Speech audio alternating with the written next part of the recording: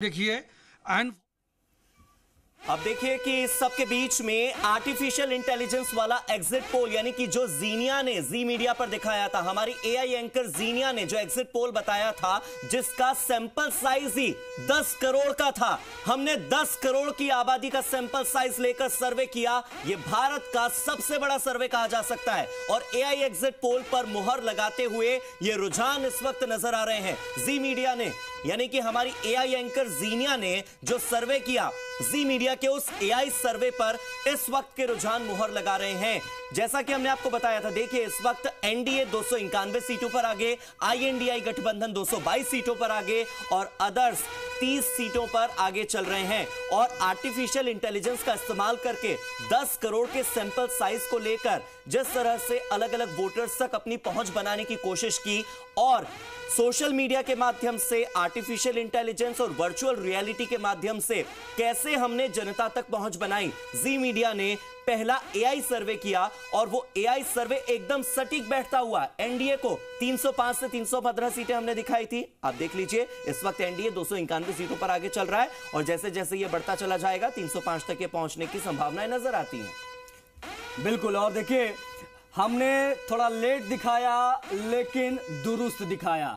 हमने 2 तारीख को एआई एग्जिट पोल दिखाया था और उस पर जो रुझान आए थे वो बाकी रुझानों से, आप किसी भी चैनल का सर्वे देख लीजिए, सबसे बेहतर जो रुझान सक्सेसफुल होते दिखाई दे रहे हैं, आंकड़े दिखाई दे रहे हैं, वो जी न्यूज के एआई एग्जिट पोल के दिखाई दे रहे हैं। बिल्कुल। और देखिए हर जगह जी राजस्थान देखा जा रहा है इस वक्त, अधिकारियों के सामने, नेताओं के सामने, प्रत्याशियों के सामने, हर तरफ जी राजस्थान देखा जा रहा है पूरे राजस्थान में। ये देखिए, प्रत्यक्ष को प्रमाण की आवश्यकता नहीं, लेकिन प्रमाण फिर भी आपकी टीवी स्क्रीन पर कि जहां जाएंगे केवल जी राजस्थान दिखेगा। मेरे सहयोगी शशि मोहन शर्मा सीधे जयपुर से जुड़े हुए, उनके साथ अलग अलग प्रवक्ता इस वक्त मौजूद हैं। शशि मोहन, इस बार कांटे की टक्कर राजस्थान में देखी जा रही है और हमारा एआई एग्जिट पोल तकरीबन सही साबित होता जा रहा है। भले देरी से दिखाया लेकिन सही दिखाया, स्पष्ट दिखाया, सटीक दिखाया।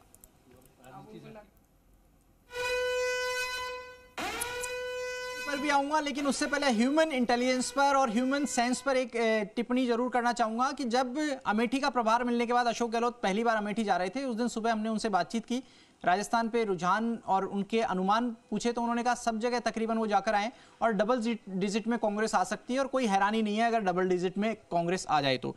अपूर्वा जी, डबल डिजिट में कांग्रेस आने का अनुमान अशोक गहलोत का लगाना और आर्टिफिशियल इंटेलिजेंस जो जीनिया ने बताए, हमारी एंकर ने जो आंकड़ा तकरीबन 309 के आसपास का, उसके आसपास दिख रहा है ±20 में, तो किस रूप में आप देखते हैं भविष्य में एआई को और खासतौर से election statistics, election exit poll जैसे मामलों में?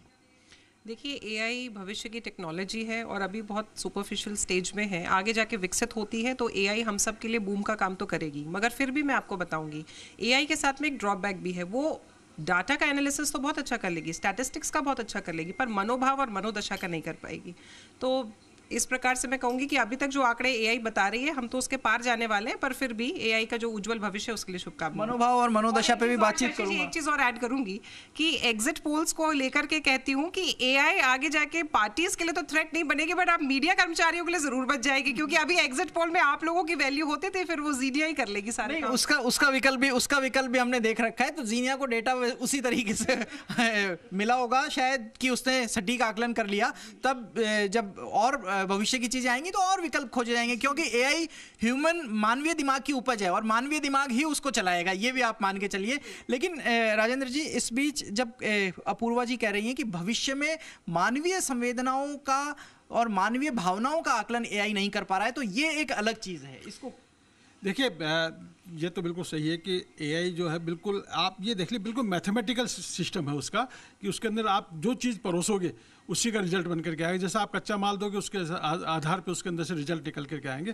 तो आप मानवीय संवेदना या दूसरी चीज़ों से बात करके करें, इमोशन से जो बात करें, वो चीज़ें उनमें नहीं आ पाएगी और वो चीज़ें आप यदि कहो कि एक्यूरेसी भी लगभग। अपूर्वा जी ने एक चुनौती तो बता दी मीडिया कर्मियों के लिए, बतौर विश्लेषक आप एक सुझाव भी दीजिए कि डेटा कैसा देना है। मीडिया कर्मियों के लिए कोई चुनौती नहीं है, कोई वो नहीं है। देखिए, मीडिया कर्मियों का अपना वो होता है और जो फील्ड में जाकर के वो चीज़ देखते हैं उसकी वास्तविकता कहीं कहीं उसी के आसपास आती है।